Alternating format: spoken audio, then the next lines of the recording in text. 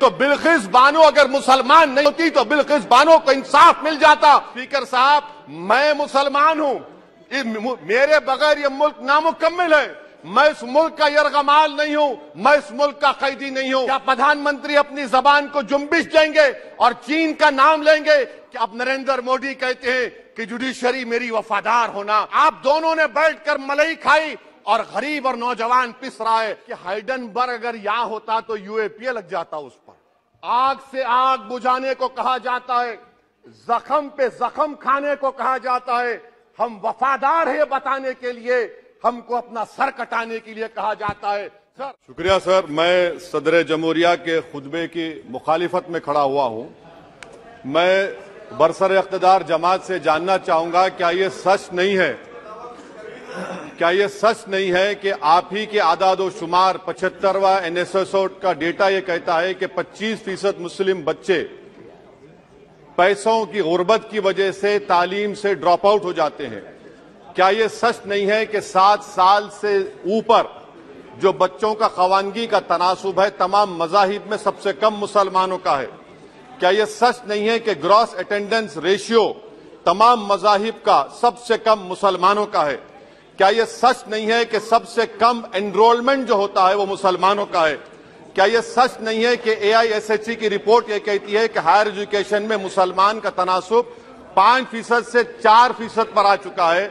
और ये सरकार इन तमाम आदादो शुमार को देखते हुए, इनके आदादो शुमार को सामने रखते हुए सदर जमहूरिया के खुतबे में लफ्ज अकलियत का, माइनॉरिटी का जिक्र भी नहीं किया गया, जो भारत की आबादी का 19% का हिस्सा है। ये इनकी मोहब्बत है अकलियतों से और मुसलमानों से।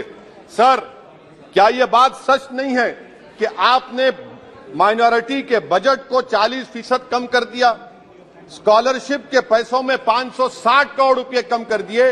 ये आपकी मोहब्बत है जो नफरत की निशानी बनती है। नरेंद्र मोदी की सरकार ये नहीं चाहती कि अकलियत और मुसलमानों के बच्चे तालीम याफ्ता होकर इस देश को मजबूत करें।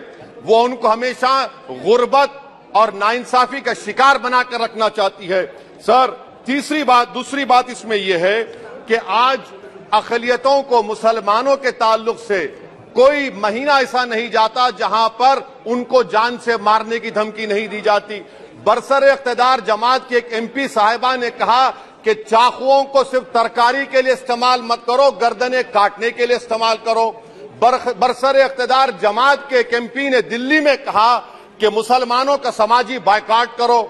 बरसर इख्तिदार जमात ने गुलबर्गा के रेलवे स्टेशन को हरा रंग किया गया था, उसको ये कहकर तब्दील कर दिया कि मुसलमानों का रंग है। सर, मैं पूछना चाहता हूं, क्या नरेंद्र मोदी की सरकार तिरंगे के हरे रंग को निकाल देंगी? क्या हरा रंग मुसलमानों का है? क्या नरेंद्र मोदी की सरकार खरबूजे पर पाबंदी आयद कर देगी और देश की जनता से कहेगी कि नागपुर में आपके हेड ऑफिस में उगा हुआ सिर्फ संतरा खाया जाएगा? सर, नारी शक्ति की आप बात करते हैं तो बिल्किस बानो अगर मुसलमान नहीं होती तो बिल्किस बानो को इंसाफ मिल जाता। 20 साल से बिल्किस बानो लड़ रही है, मगर उसका नाम बिल्किस बानो है। आप इंसाफ नहीं करना चाहते बिल्किस बानो से। ये नारी शक्ति आपकी है। पसमानदा मुसलमान से आपकी मोहब्बत, दीजिए 1950 के प्रेसिडेंट ऑर्डर तरमीम करिए, दलित मुस्लिम का स्टेटस पसमानदा को दीजिए। आप नहीं देना चाहते। क्या मजहबी आजादी का उनको हक हासिल नहीं है? स्पीकर साहब, मैं मुसलमान हूं, मेरे बगैर ये मुल्क नामुकम्मल है। मैं इस मुल्क का यरगमाल नहीं हूं, मैं इस मुल्क का कैदी नहीं हूं। मैं पूरे सिटीजनशिप की राइट को चाहता हूं और अभी चाहता हूं। कब आप बिहार के सुरजापुरी और कोल्हिया बरादरी को कौमी OBC स्टेटस देंगे? स्पीकर साहब, दूसरी अहम बात मैं कहना चाह रहा हूं, चीन का जिक्र आपने किया।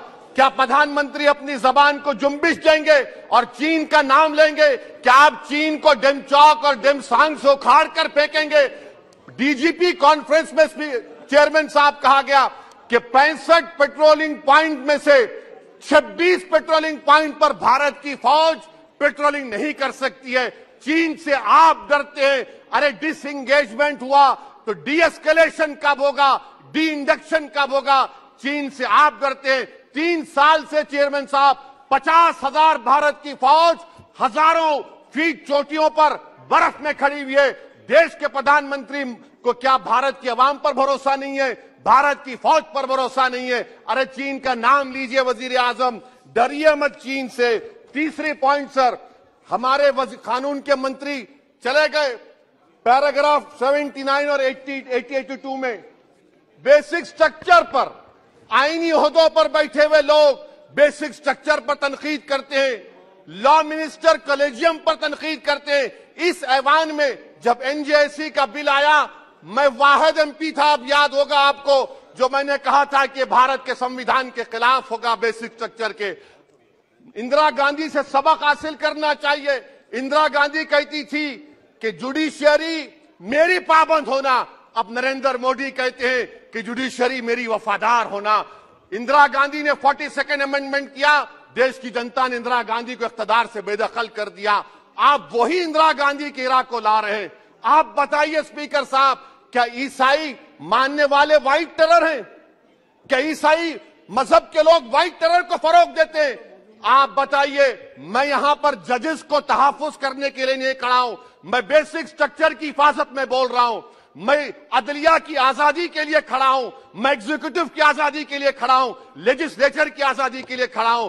चेयरमैन साहब, कोर्ट का काम यह नहीं है, जजेस का काम यह नहीं है कि नरेंद्र मोदी सरकार की मदद करे।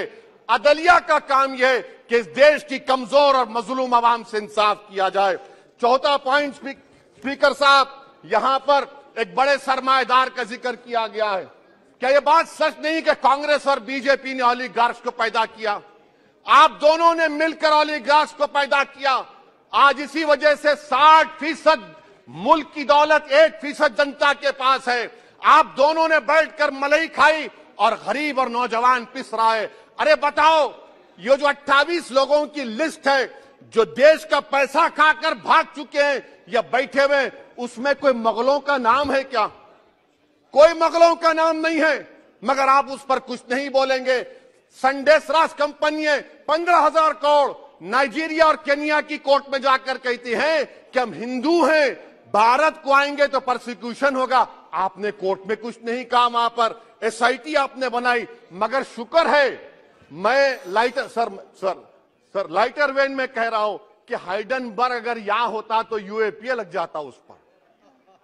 और सर, मैं नरेंद्र मोदी सरकार को मशवरा दे रहा हूं लाइटर वेन में कि ये अंग्रेजी का अल्फाबेट ए बड़ा अशुभ है आपके लिए।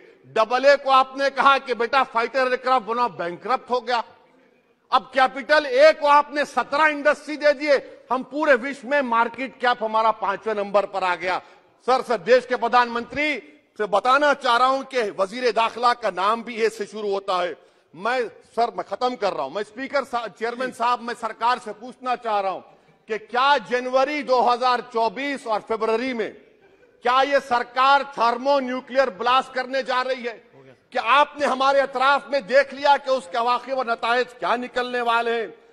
चेयरमैन साहब, मैं आपको बता रहा हूं कि चीन के बारे में क्या हमको बीबीसी की रिपोर्टिंग की जरूरत पड़ेगी, जिस तरह 2002 गुजरात के बारे में कहा गया।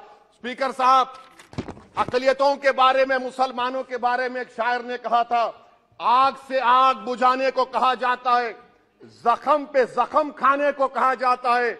हम वफादार है बताने के लिए, हमको अपना सर कटाने के लिए कहा जाता है। सर, देश के प्रधानमंत्री पूरे फॉरेन टूर में जाते हैं, वहां पर गांधी का नाम लेते हैं। मुझे अप्रीहेंशन, खदशा इस बात का है कि इस देश में 2 बाबा कौम हो जाएंगे, एक सावरकर होगा और एक सौतेला बाबा कौम। कहीं आप महात्मा गांधी को ना बना दे तो सर मैं खत्म कर रहा हूं सर। इसीलिए मैं आपके जरिए से हुकूमत से मुतालबा करता हूं कि प्लेसेस ऑफ वर्शिप एक्ट को डिस्टर्ब ना किया जाए, मुसलमानों का अक़लियतों का बजट बढ़ाया जाए, बिल्किस बानो से इंसाफ करिए, चीन से मत डरिए प्रधानमंत्री, चीन को काट पर फेंकिए। शुक्रिया सर। सीमित समय लीजिए प्लीज, क्योंकि रिप्लाई भी होना आपको पता है।